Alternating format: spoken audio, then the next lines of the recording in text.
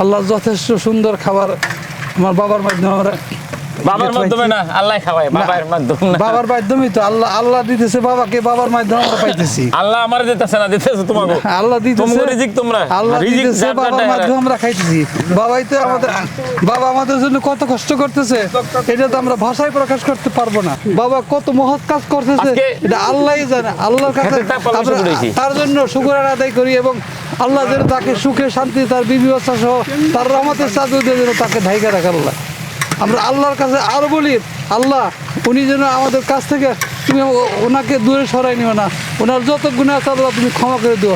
ওনার মাধ্যমে আল্লাহ আমাদেরকে দিতেছে, উনি আমাদের কষ্ট করে কত নিজ হাতে রান্না করে, নিজ হাতে বাইরে নিজ হাতে আমাদেরকে খাওয়াইতেছে, কত কষ্ট। আল্লাহ আল্লাহ তোমার রহমত নাজিল করো, আর বাবার মনের আশাকে তুমি পুরা করে দিও। বাবা তোমার কাছে আশা আল্লাহ তুমি তা বাবাকে দিও। আর আমরা এত সুন্দর খাবার খাওয়াইতেছি, আমরা তো কাফের, আমরা তো কাফি, আমরা আল্লাহর কাছে আরো বলি, আল্লাহ গো তুমি আশ্রমের আমরা যত ভাই বোনের একাত্র থাকি, আমাদের সবাইকে ভাতৃত্ব বন্ধনকে তুমি একসাথে বাইন্দা রেখো আল্লাহ।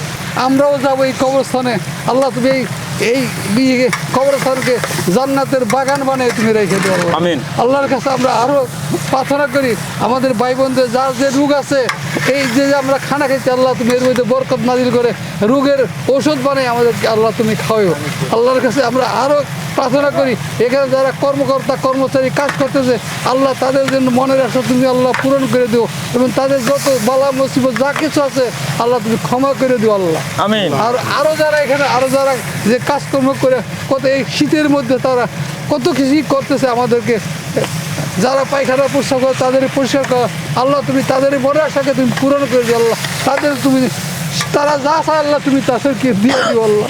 আমরা আরো প্রার্থনা করি, আল্লাহ গো এই আশ্রম তোমারই আশ্রম আল্লাহ, তুমি আশ্রমের একটা মসজিদ এবং একটা লিফট আল্লাহ তুমি আমাদেরকে ঈদের আগে আল্লাহ তুমি ব্যবস্থা করে দাও আমার বাবার মাধ্যমে। আমিন। এই আশ্রমকে যেন আরও এরকম দুটো আশ্রম বানাইতে পারে, তার মতন আল্লাহ যেন তৌফিক দেয়। আর এবং সবাই এই আশ্রমের প্রতি হাত বাড়ান, ওনার প্রতি সবাই লক্ষ্য রাখেন, ওনাকে সবাই আপনারা বুকে টেনে নেন। উনি যে বাপ মার খেদমত করে, রাস্তার খেদমত করে, এই রাস্তাকে যে জোগায়ে রাখে, তার মতো আর বিশ্বে লোক আমি আর খুঁজে পাই না। তাকে তোমরা সবাই একটু হাত বাড়াও, সহযোগিতা করো। কেন সে একাই কেন এই সওয়াবের ভাগী হবে? তোমরাও কিছু আসো, তোমরাও কিছু সওয়াবের ভাগীদার হও, আল্লাহর কাছে তোমরাও কিছু সওয়াবের ভাগীদার হও। আমিন। আমিন।